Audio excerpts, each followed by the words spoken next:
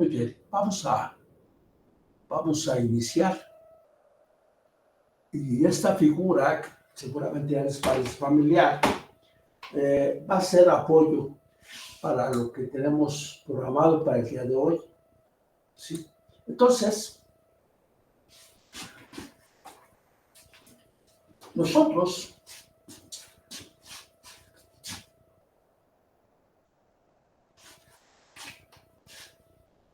estamos ante una situación en la que vamos a empezar a manejar conceptos técnicos de a de veras, ¿sí? Y entonces comenzaremos diciendo que vamos a aprovechar esta imagen porque hablaremos el día de hoy de el mayor y mejor uso. El mayor y mejor uso. Si nosotros quisiéramos ser más específicos, tendríamos que hablar del mayor y el mejor aprovechamiento. Cuando nosotros tenemos esta figura, vemos que tiene problemáticas de fondo. ¿Por qué? Porque si nos vamos a este predio que bautizamos con la letra A, es un frente escaso. Este frente escaso cancela la posibilidad comercial o bien la posibilidad de que el valor por metro cuadrado de la zona se abata, porque nadie va a querer tener un predio donde no tiene el frente mínimo, porque el aprovechamiento no va a ser como si fuera deseable. Y entonces es cuando nosotros estamos hablando del mayor y el mejor uso. Y entonces hay unas premisas fundamentales y hoy las vamos a tocar. Entonces, vean este predio A. Está cancelada la posibilidad de un valor comercial o un mayor y mejor aprovechamiento por tener un frente escaso. Por lo tanto, este predio, porque está en una avenida de primer orden, pues lo que quiere es usufructuar esa posibilidad urbana. Entonces, ¿qué sucede? Que está viendo la posibilidad de poderse fusionar con otro de los predios. Y todas dan diferentes alternativas, porque vean ustedes el predio B, tiene un frente mínimo de 8, no tiene un frente, pero tiene longitud de 8 y 27, pero es un predio ahogado. Y al ser un predio ahogado, tiene que buscar la posibilidad de tener un mayor y mejor aprovechamiento o un mayor y mejor uso. Entonces, ¿qué es lo que sucede con este predio B? Pues, el predio C dice, tengo 20 metros de frente a vialidad de primer orden. Excelente. Está bien, mi forma no es regular, porque quedamos que un predio regular es aquel que tiene forma rectangular o cuadrada. Y aquí tiene una forma trapezoidal. Y entonces, ¿qué pasa? Que se vuelve muy deseable. Pero existe la amenaza de que el predio B pida una servidumbre de paso. Y la servidumbre de paso, el más viable, es el predio C. ¿Por qué? Porque tiene un frente a vialidad de 20 metros. ¿Sí? Y entonces, eso le cancelaría el máximo aprovechamiento a ese predio. Bien. Ahora vean el predio D. Tiene un frente mínimo, por lo que la posibilidad de darle servidumbre de paso a este predio B, por aquí sería remoto. ¿Por qué? Porque quedaría con frente escaso. Y entonces no es negociable. Estar en un grave dilema, el predio A, B y D, el E, porque además tiene 5 metros. Y entonces, como que se vislumbra como una deseabilidad el poder fusionarse para tener el mayor y el mejor uso, el mayor y mejor uso o el mayor o mejor aprovechamiento comercial. Y entonces, cuando nosotros estamos inmersos en esto, tendremos que hablar del antes y el después, ¿sí? Y entonces empieza a haber otra palabra clave, el antes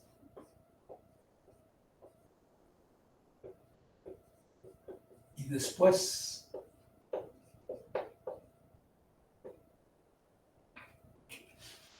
Antes no tiene futuro. El predio A, el B, el E, no tienen futuro. La única salvación de ellos es que se puedan fusionar y a todas luces una fusión de B con A o con E, pues no es la mejor forma porque quedaría un predio en L, ¿sí? Y entonces tendría que creerse que si el predio B quiere tener valor comercial, tendría que buscarlo por una servidumbre de paso que les diera el C. Y entonces, ante esa situación, ¿cuánto vale el terreno de una servidumbre de paso? Y entonces se tendría que creer en lo siguiente. Dicen, ¿qué superficie tiene? Y entonces como que está ligado a la servidumbre de paso. Dice, no, pues te voy a dar 1 metro para que llegues. Pero entonces dices que también quiero tener carro, tengo carro. Y entonces, ¿qué pasa? Pues que quiero una servidumbre de paso. Y la única posibilidad de tener esa servidumbre de paso es por esto. Y cuando menos son 5 metros. Y entonces queda más irregular. Y entonces, ¿qué sucede? Que ¿cuál es el valor antes sin fusionarse de A, B y E? Y entonces lo que buscarían es tener una figura regular, ¿verdad? Y como que la figura regular, para que sea rectangular o cuadrada, pues se daría en un escenario de que todos se fusionaran. Pero el C tiene el sartén por el mango, pero existe la sombra de que a lo mejor le piden servidumbre de paso. Y con eso resolvería B su posibilidad, aunque realmente quedaría con desventaja, por eso el antes y el después. En el escenario de que pudiera tener una servidumbre de paso a través del único que se le puede dar, ¿sí?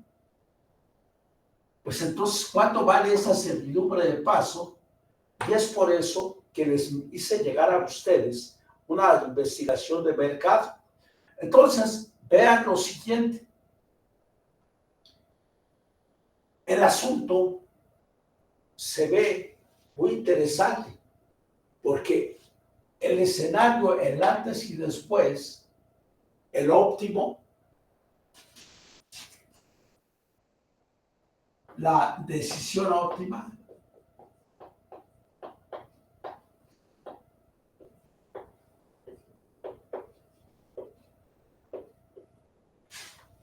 sería una fusión. Fusión.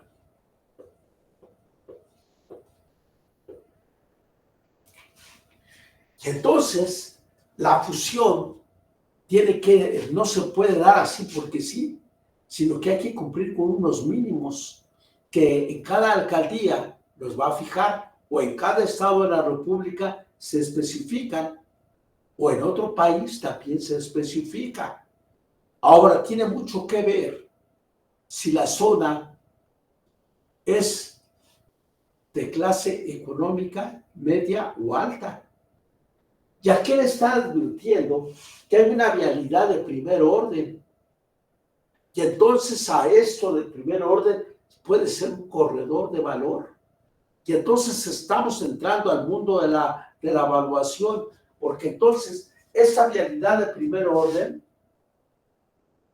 la potencialidad de que sea un corredor de valor es alto. Corredor de valor. Que el corredor de valor es un término técnico de la evaluación. Porque, ¿qué pasa? Les voy a poner un ejemplo. Un predio con frente a Paseo de la Reforma, ¿qué les parece? Es altamente comercial, ¿verdad? Y puede ser que haya un predio en la misma manzana, pero está en la calle paralela a Paseo de la Reforma. Es otra realidad, porque el frente a una vía, el corredor de valor, como puede ser Paseo de la Reforma, es alto, muy despreciado. Y entonces el C dice, se quieren fusionar conmigo, pero les va a costar, porque indudablemente dependen de mí. Y el precio C el predio C se vuelve el que va a mandar. Y los otros dicen, y el C asegura, si nos fusionamos, podremos hacer un desarrollo inmobiliario. Y entonces, igual a un desarrollo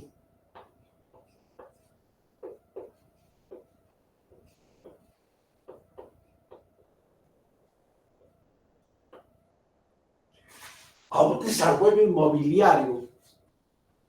Un desarrollo inmobiliario que indudablemente, como es una zona de clase media, casi se puede inferir, va a haber departamentos de mínimo 40,000 pesos el metro cuadrado de departamento, si no es que más. Y entonces, ¿qué sucede? Un departamento de 50 metros cuadrados, 50 metros cuadrados a 40,000 pesos el metro cuadrado, ¿cuánto les da el valor del inmueble? Si fuera un departamento de 50 metros, ¿cuánto costaría ese departamento a 40,000 pesos el metro cuadrado? Conservador. 2 millones. 2 millones.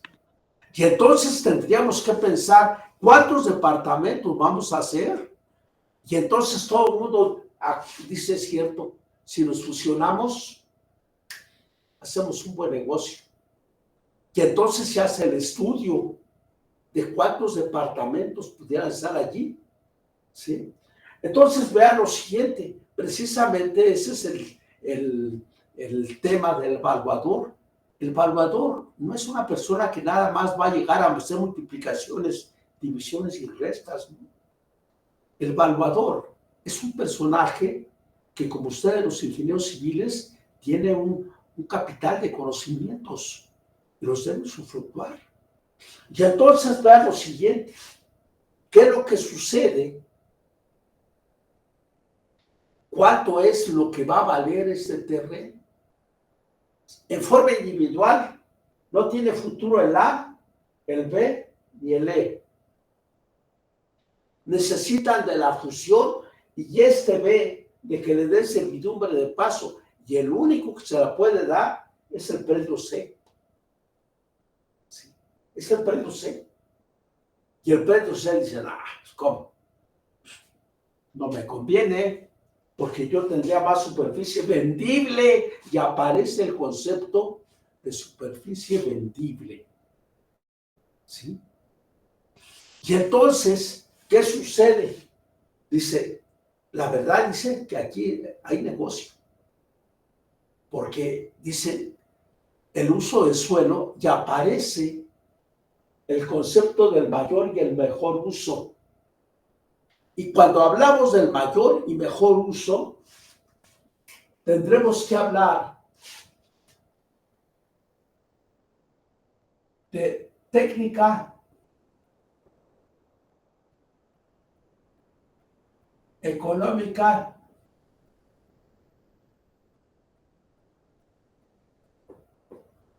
legal,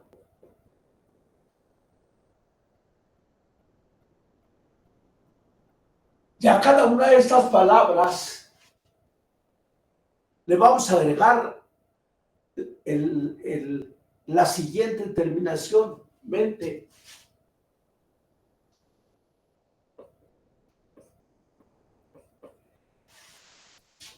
Y entonces decimos, técnicamente viable.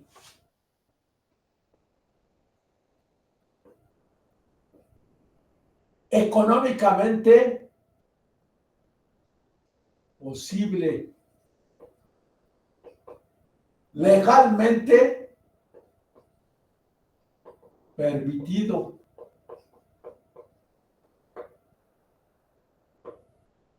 Y entonces ustedes acaban de entrar al mundo técnico, donde se va a hablar indudablemente de todas las áreas de ingeniería, del el mayor y el mejor uso, o el mayor o mejor aprovechamiento. Pero para que se dé tiene que ser técnicamente viable, económicamente factible y legalmente permitido. Y fíjense ustedes, cuando legalmente permitido les dicen, y aquí aparece la manzana de la euforia, dice H5, diagonal 20, diagonal 50. Y entonces les dicen a ustedes, el uso de suelo es de permiso habitacional hasta 5 niveles. En cada lote tipo debes dejar el 20% para iluminación y ventilación, ¿sí? Y la superficie mínima habitable debe ser 50 metros. Es todo un bombón, ¿sí? Y entonces dicen, oye, ¿y el otro tipo de cuánto es?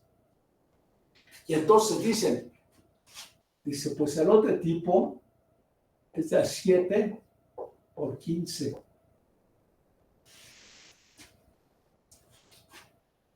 Y entonces ya se volvió todo un atractivo inmobiliario, porque habríamos que ver, habríamos que decidir cómo vamos a fijar esto, ¿verdad? Y vamos a cuantificar. El ingeniero es un personaje que no se rige por latinos, me late que no. Automáticamente dice, esta es mi realidad, la voy a analizar.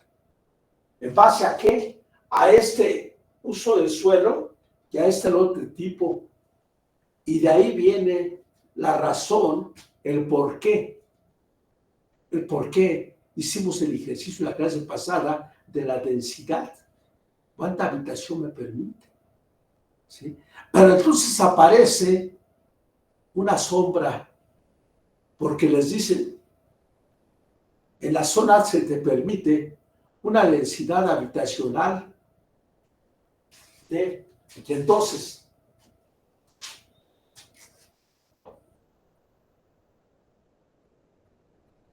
en la zona se permite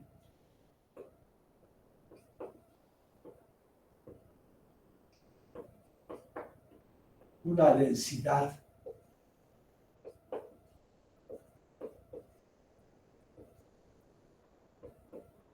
habitacional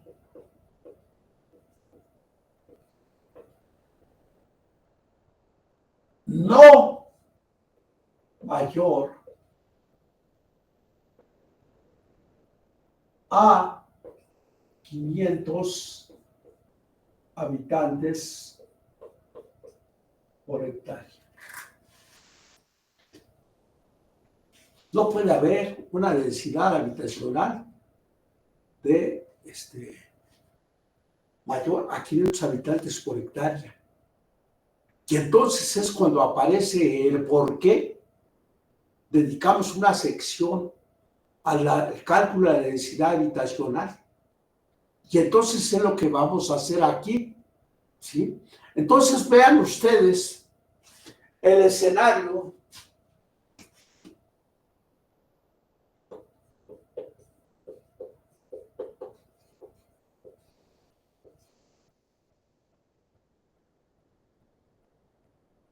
exitoso que todos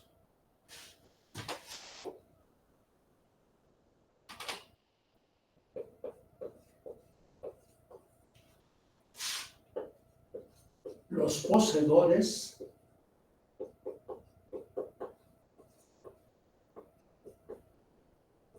de los predios acuerden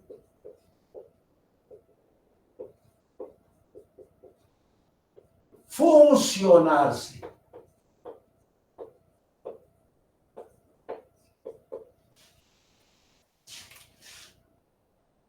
Y entonces ustedes tendrían que ver con cuánto van a aportar cada quien, ¿verdad? ¿Cuánto es lo que van a aportar cada quien? Y entonces vamos a calcular la superficie, por favor. El predio A, ¿cuántos metros cuadrados tiene? Va a tener que, es un rectángulo de 6 por 23. ¿Qué superficie tiene? 138 metros cuadrados. 138 metros cuadrados.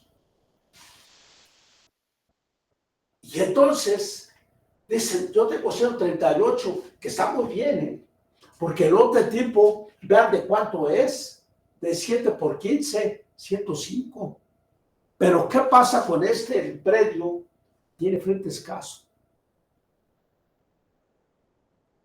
Entonces, ¿qué pasa? ¿Qué pasa? Que pues le conviene a todas luces la fusión, ¿sí? Ya lo vamos a ver ahora que veamos el ejercicio. Ahora, en B, ¿qué superficie es? Es un rectángulo 8 por 27, una chulada de predio, pero está mojado. ¿Cuánto es 8 por 27? 216. 216 metros cuadrados. Bueno, y este que es el que se siente soñado, dice, ¿qué superficie tengo yo? El predio más ventajoso. Es base mayor más base menor por altura entre dos. ¿Qué superficie es, por favor? 210 metros cuadrados. No alcancé a escuchar. 210 metros cuadrados. 210 metros cuadrados. Y entonces le dice el B, pues tú estarás muy bien, mano, pero yo tengo más metros que tú. ¿Pero de qué te sirve, güey? No, pues estás ahogado. Y entonces ahora vamos a ver qué superficie tiene el predio D. Base mayor más base menor por altura entre dos, ¿cuánto es? 195. 195.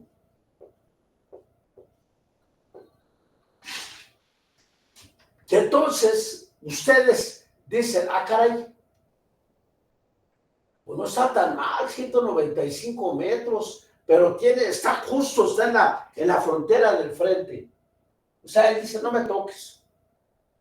Y al D le gustaría fusionarse con el E, porque tendrían más superficie, bueno, más superficie, ¿no? Y entonces con eso podrían hacer más departamentos, ¿verdad? Entonces vean ustedes lo siguiente. Ahora vamos a ver el predio E, 5 metros por 23. ¿Qué superficie es? 115. 115.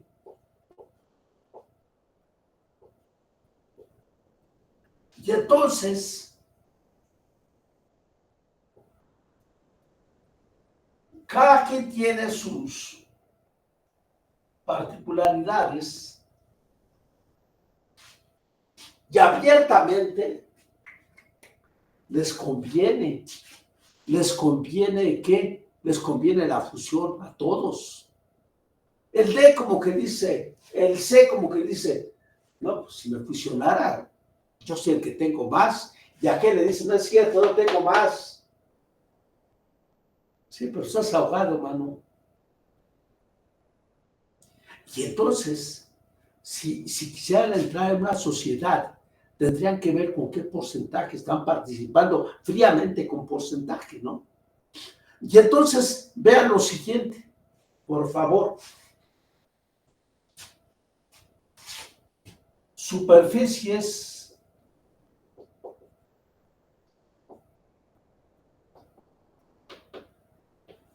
de predios.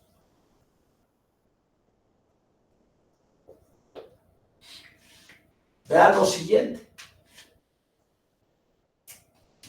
Dicen, el predio A tiene 138 metros cuadrados. El B tiene 216. El C tiene 210. El D, 195. Y el E, 115. Si hacemos la sumatoria, ¿cuánto resulta eso?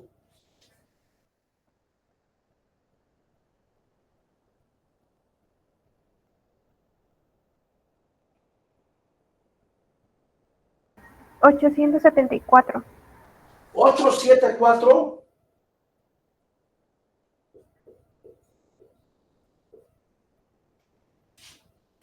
Y entonces, cuando ya tienes el 874, ahora lo que dices, voy a hacer el análisis de densidad habitacional para ver cuántos departamentos puedo tener. ¿Sí? Ya entonces hacemos lo siguiente. Vamos a hacer un desarrollo de densidad habitacional. Pero recuerden ustedes que me están poniendo esta sombra.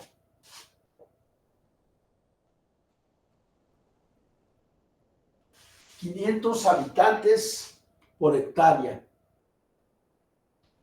Entonces, mejor antes de especular, vamos a calcular qué densidad habitacional tendría yo en la suma de ese predio, ¿verdad? Y entonces, lo que vamos a poner aquí va a ser estudio de densidad habitacional.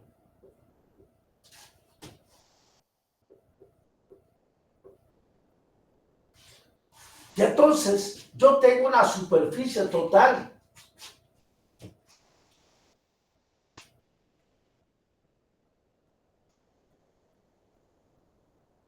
Esa superficie total, pues me debo de regir por los condicionantes de la zona.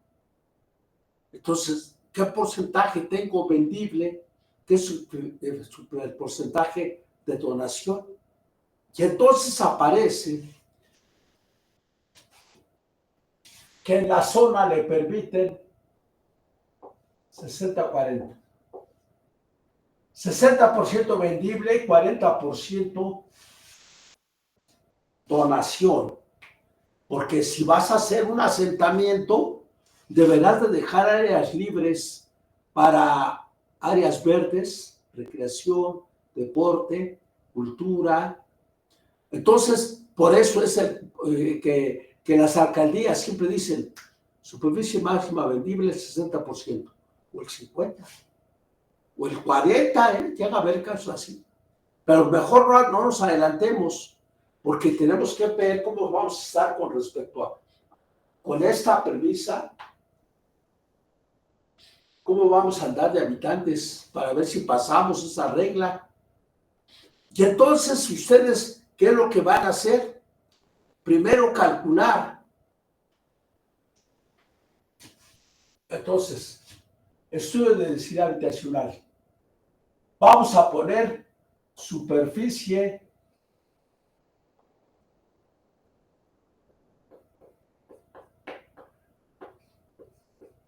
vendible. Y entonces, ¿qué es lo que van a tener? 874 por 0.6. ¿Cuánto les va a dar eso, por favor? 874 por 0.60. 524.4. No, 524. A ver, igual a 524 metros cuadrados. Debe ser metros de cantidad cerrada, ya no vale el 0.4. ¿Sí? Entonces, si sea la superficie vendible, entonces voy a poner cuántas torres, número de torres o de predios voy a tener. 524 por, será por o entre. 524 entre, ¿cuánto es el lote tipo? 7 por 15. Entonces con eso voy a saber de cuántas torres voy a hablar. 524 entre 105, ¿cuánto es?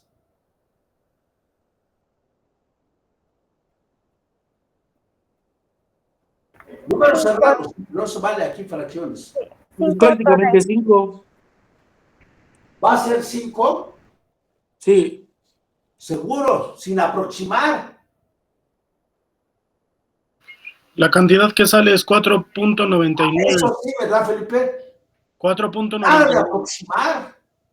Porque aquí tiene que regirse por lo que legalmente permitido.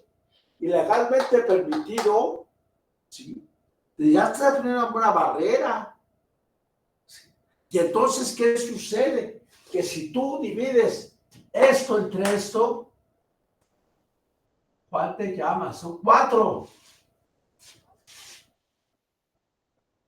4 torres nada más. Entonces, Pero entonces ahora perdón, tendrás que ver cuánto es cuántos departamentos puedes poner por piso. Y entonces tendrás que ver el host. El host va a ser, ¿cuánto? 105, que es la superficie del lote, por 1 menos 0.20. Porque te dice que debes dejar el 20% de área libre. Entonces, ¿cuánto te queda de costo efectivo, de costo? 105 por 0.8, ¿cuánto es igual esto?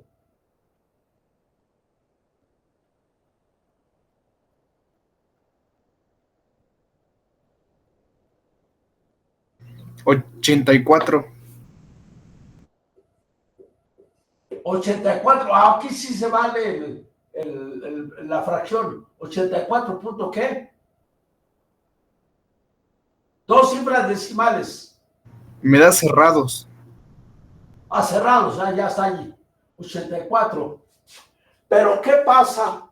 Ustedes tendrán que, como están diciendo que son 5 pisos, tendrán que tener un cubo de escalera y un cubo de elevador, porque si es H5, ya te piden el elevador. Y entonces tú vas a tener que hablar del costo efectivo, del costo efectivo. Y entonces tú vas a decir 84, y como tengo que dejar el cubo de escalera y el cubo de elevador, voy a multiplicar por 0.9. Entonces, ¿cuánto me da eso, por favor?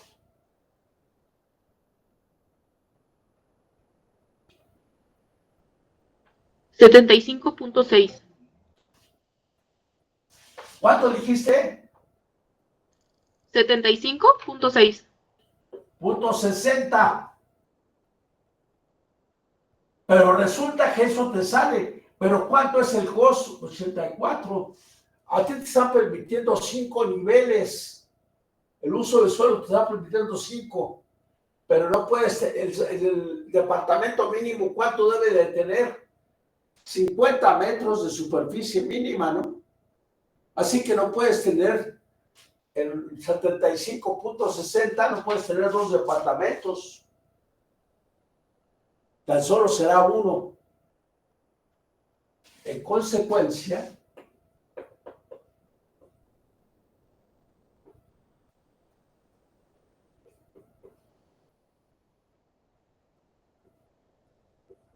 un depto por piso. Pero son 5 pisos, te permiten 5. ¿Verdad? Entonces, ¿qué sucede? Departamentos por torre.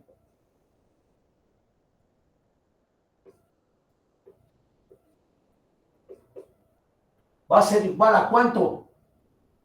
Si es tan solo un departamento por piso y te permiten 5 niveles, entonces la torre será ¿cuánto? 5. Por 5. Entonces, número total.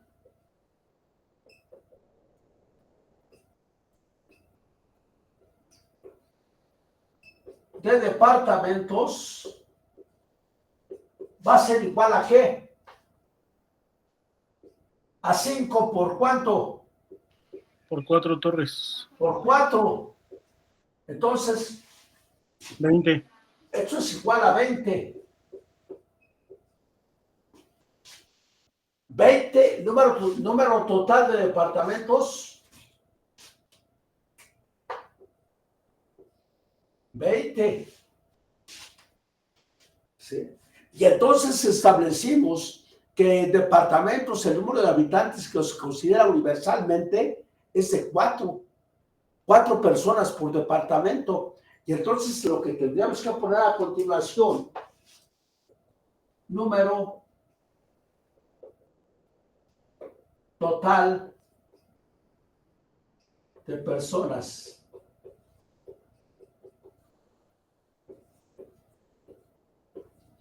¿Sería qué? 20 departamentos por 4, son 4 personas, ¿no? Entonces me va a dar ¿cuánto? Número total de personas, 80.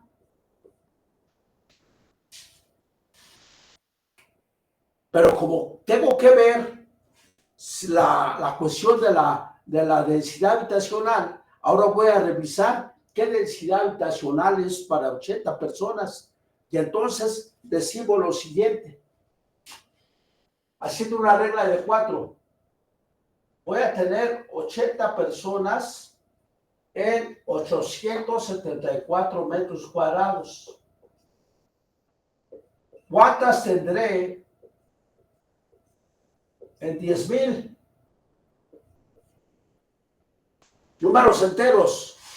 ¿Cuánto da? Resolviendo esa regla de 3.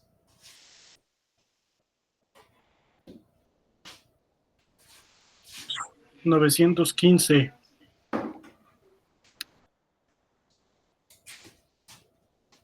915 habitantes por hectárea.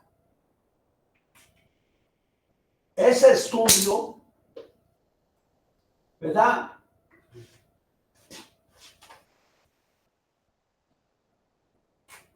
$915. Pero ¿cuánto es la densidad permitida? 500. Entonces, ¿qué pasa? No pasa, ¿verdad?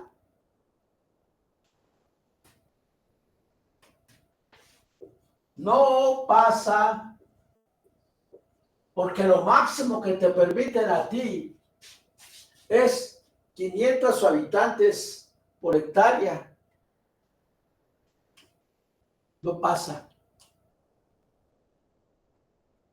Y entonces ahí es donde ya viene el ingeniero. Claro que miren, si aquí les dicen que el total de departamentos son 20,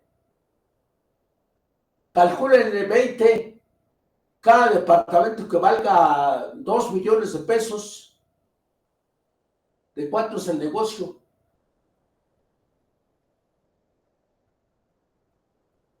$40 millones.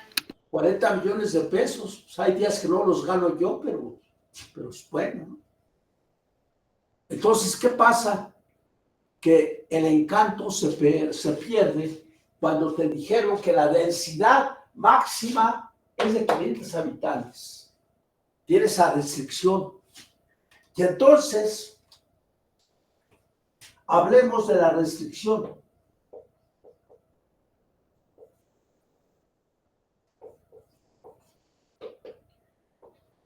¿Por qué?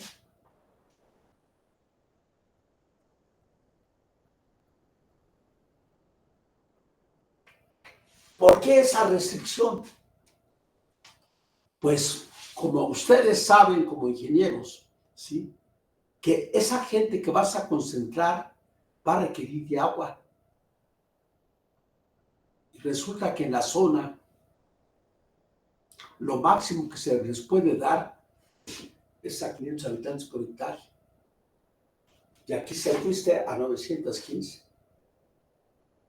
Entonces, esas personas que van a tener demanda de agua, de alimentos y de muchas cosas, también van a desalojar cosas. Y entonces vienen las restricciones sanitarias, el drenaje. ¿A dónde se manda todo lo que se desecha en esta ciudad? ¿Quién de ustedes sabe? Como ingenieros. En el emisor oriente, ¿no? Entonces aparece un concepto del emisor que tiene kilómetros y kilómetros y que va a descargar hasta donde no se imagina. ¿Sí? Porque pues ¿quién va a querer retener la caquita de toda esa gente? Pues hay que sacarla, hay que mandarla. Y entonces empiezan a aparecer las restricciones que ustedes como ingenieros saben. Entonces, ustedes como ingenieros que conocen la cuestión de el abastecimiento de agua potable, del desalojo de aguas negras y jabonosas, ¿sí?, y pluviales además, porque una de las cosas que ustedes seguramente ya vieron en la carrera es que en México no existe una separación de drenajes. El mismo sirve para aguas negras, jabonosas y pluviales. Entonces es una maravilla que esta ciudad no esté inundada todo el tiempo, sobre todo ahora con la época de lluvias. Y entonces ustedes, con esa estructura de ingenieros, ya no son los del comentario fácil de que es que la autoridad es corrupta. No la estoy defendiendo, pero también muchos de los comentarios ligeros no tienen conocimiento de que técnicamente sacar esas aguas negras, jabonosas y pluviales es toda una obra de ingeniería. Traer agua. Y me acuerdo que cuando yo era estudiante, ya trabajaba yo en recursos hidráulicos. Ahora se llama de otra forma. Pero en aquel tiempo yo era proyectista de redes de agua potable.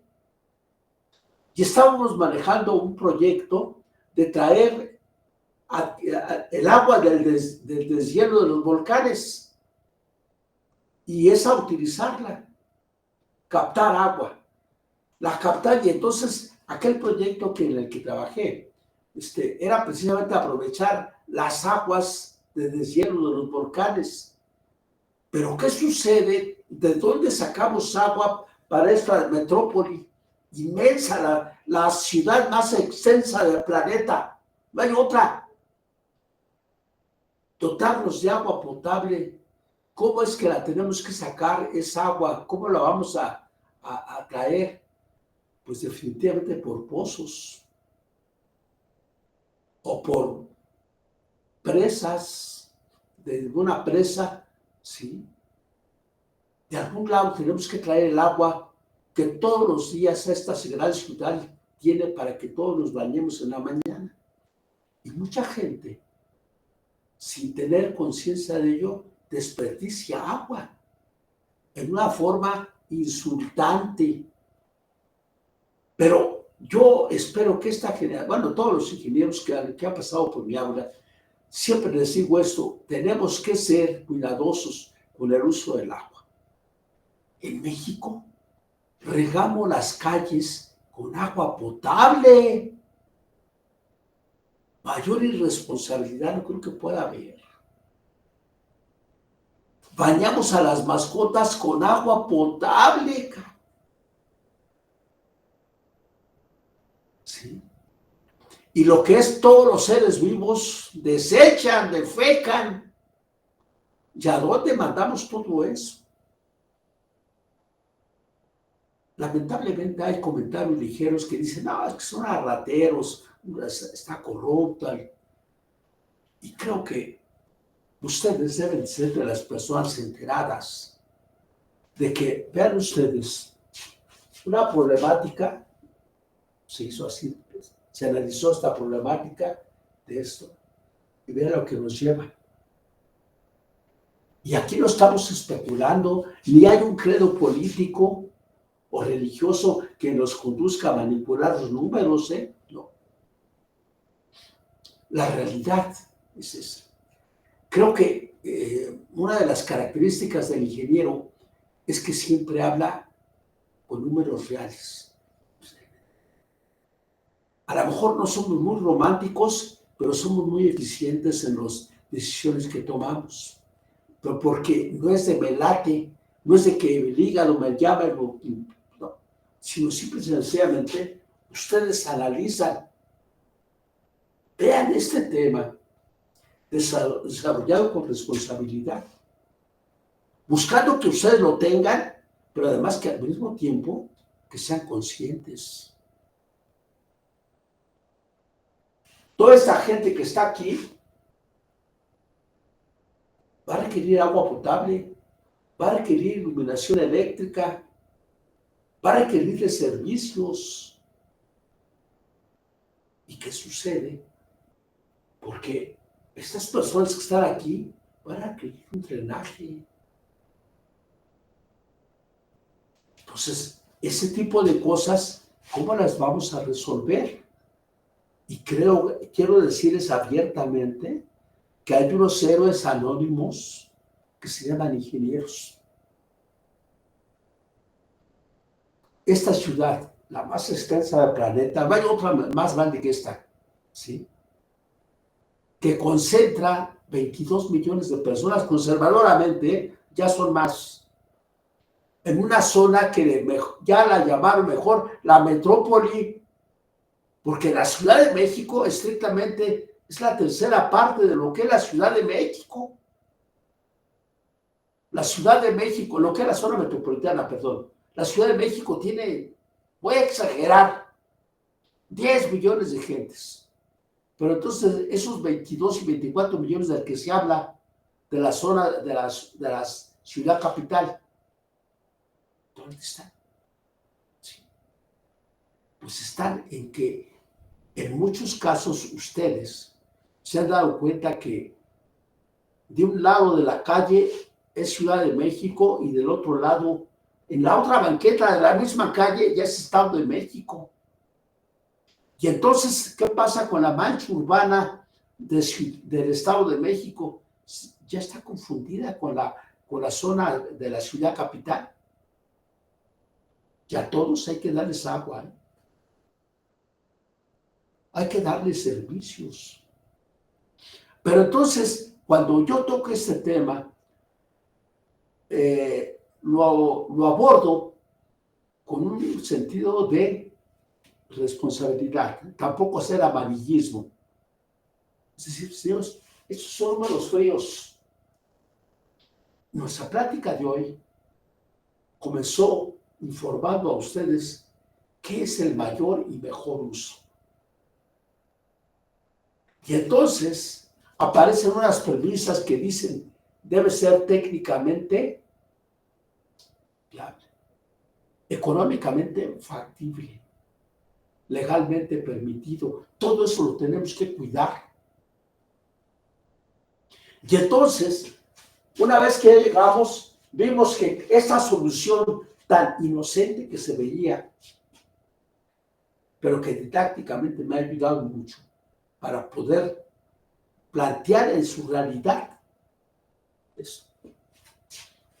En la zona tan solo me permite 500 habitantes por hectárea, y con mi fusión yo tendría el equivalente a 915 habitantes por hectárea. Ya no es posible. Y entonces tengo que buscar alternativas. ¿Qué tengo que hacer? ¿Se reduce el número de edificios? Y entonces empieza a abordarse las alternativas. ¿Sí? Es un proyecto, pues bueno, si lo quisieras ver desde el punto de vista financiero, te va a dar a ganar buen dinero. ¿Sí? Pero le estás dando en la torre.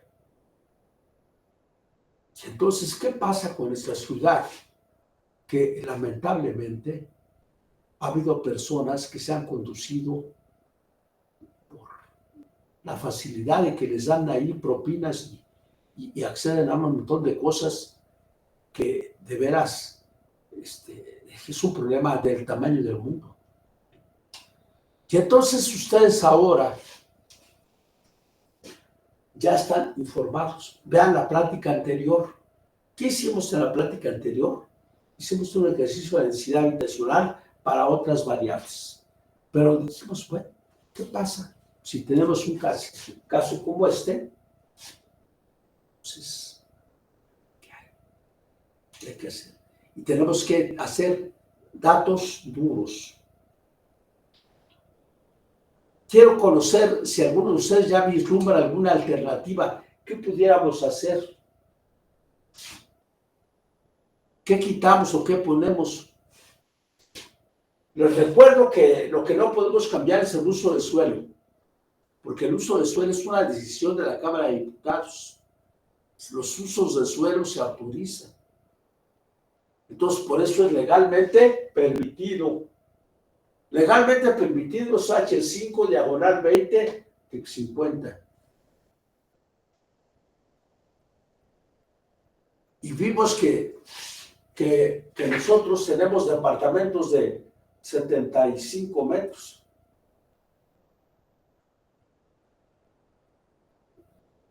$75.60 metros cuadrados. ¿Sí? Y entonces, ¿qué pasa si el valor por metro cuadrado de departamento de venta es de 40,000 pesos? Multipliquen 40,000 por 75.60, ¿cuánto da?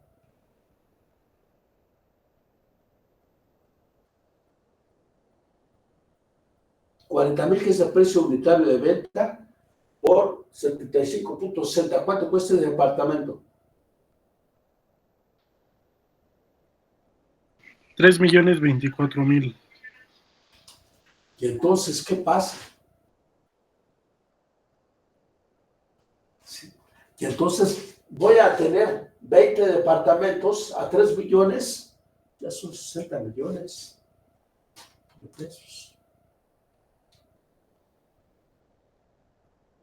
Y eso es conservador, porque si estamos en una vialidad de primer orden, que sea un corredor de valor, resulta que eso se va a 60,000 pesos tranquilamente. ¿Sí? Ahora, ¿cuánta gente podrá pagar ese departamento? Y entonces es cuando ustedes le dan sentido a las materias humanísticas que les dieron. ¿Sí? Porque hay una regla. Nadie puede pagar una mensualidad o renta mayor al 30% de sus ingresos. Y entonces, ¿cuánto tendría que ganar una persona para que sea el 30%? ¿Sí? Entonces, esto es precisamente parte de lo que a ustedes los ingenieros civiles los hace tener una presencia de respeto. ¿Sí? Porque conocen todo esto. Soluciones, ¿qué solución verían ustedes? Ahí están. Una que puede hacer lo que quiera allí, pero es 210 metros. Esa otra. Pero que esos, por tener frente escaso y el estar ahogado, no tienen posibilidad. Entonces, ¿cómo podrían llevar esto para cumplir 500 habitantes por hectárea? ¿Qué tendrían que hacer? ¿Se aceptan propuestas?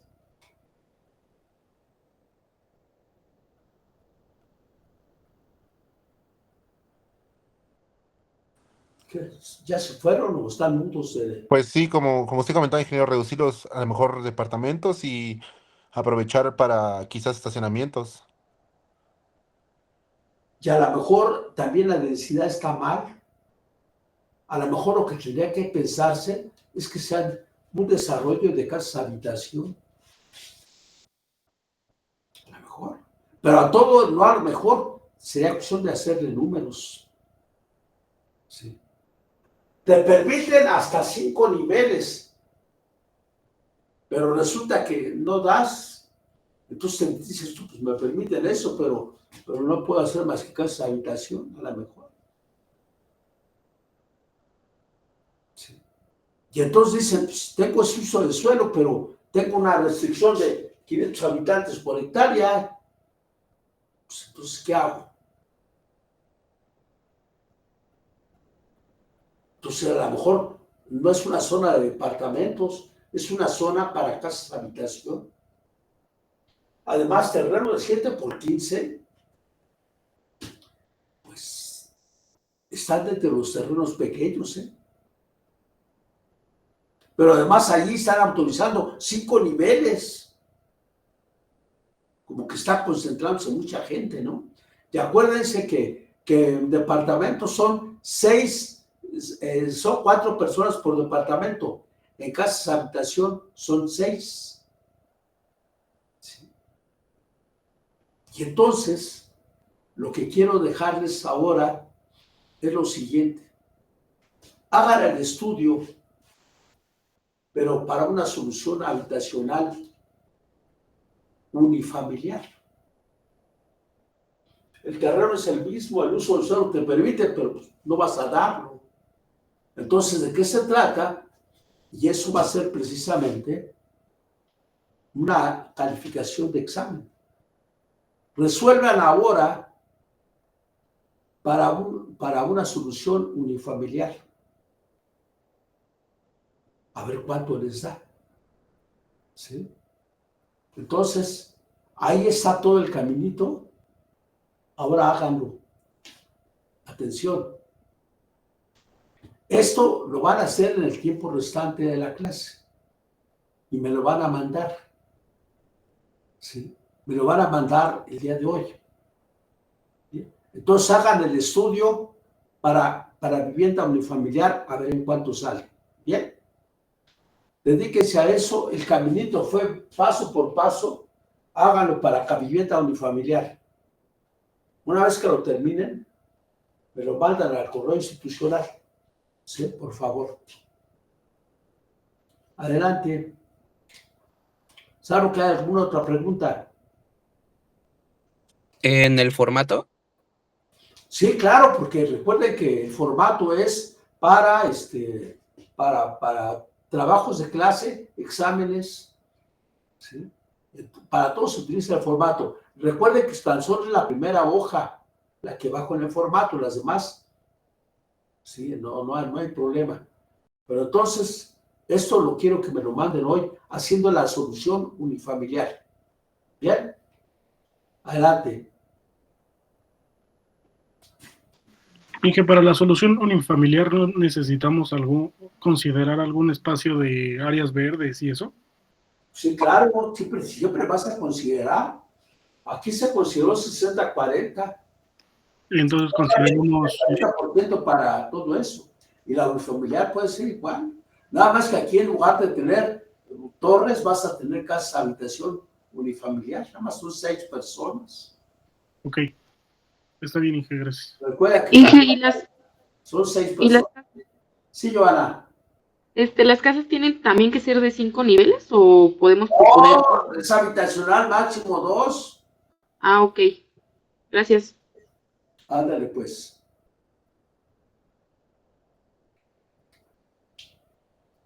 Pues aplíquense a eso. Y me lo mandan hoy. Por favor.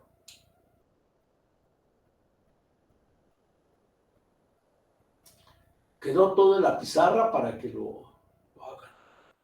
Ya es muy poco. Pero va analizando para vivienda unifamiliar. 2 personas, máximo 2 niveles.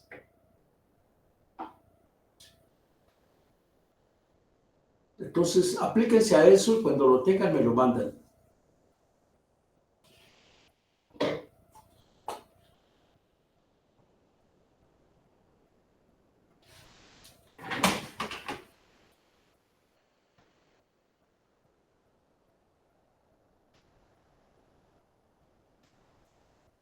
En formato, por favor.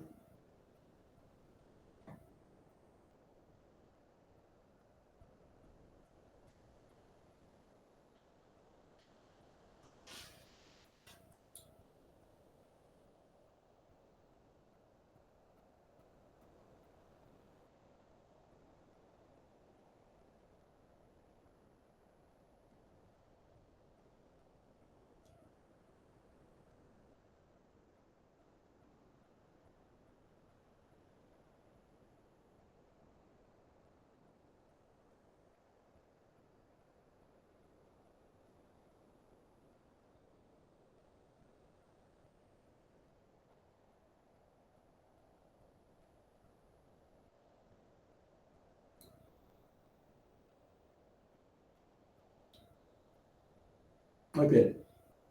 Los que gusten trabajar sin distracciones pueden retirarse del aula y trabajar, pero manden el trabajo hoy.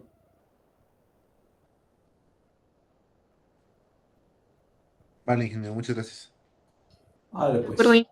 Buenas noches. Buenas noches para todos.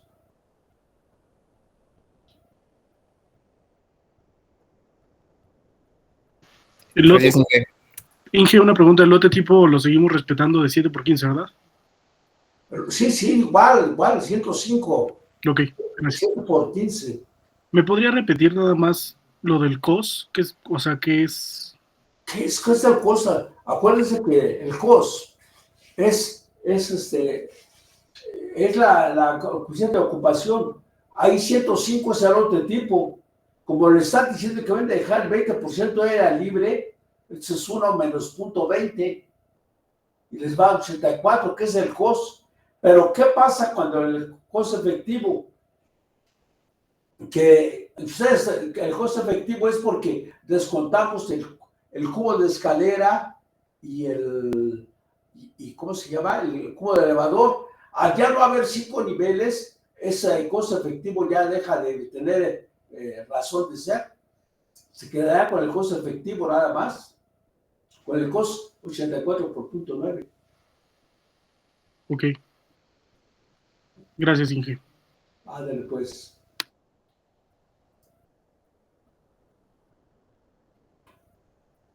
El costo efectivo es tan solo para cuando tenemos que resolver de torres, que hay necesidad de cubos de escalera y cubo de elevador. Bien, bien. Sí, Inge, gracias. Sí, entendido, profe. Bueno, entonces, no les digo que descansar porque lo van a acabar de hacer. Ajá. Adelante.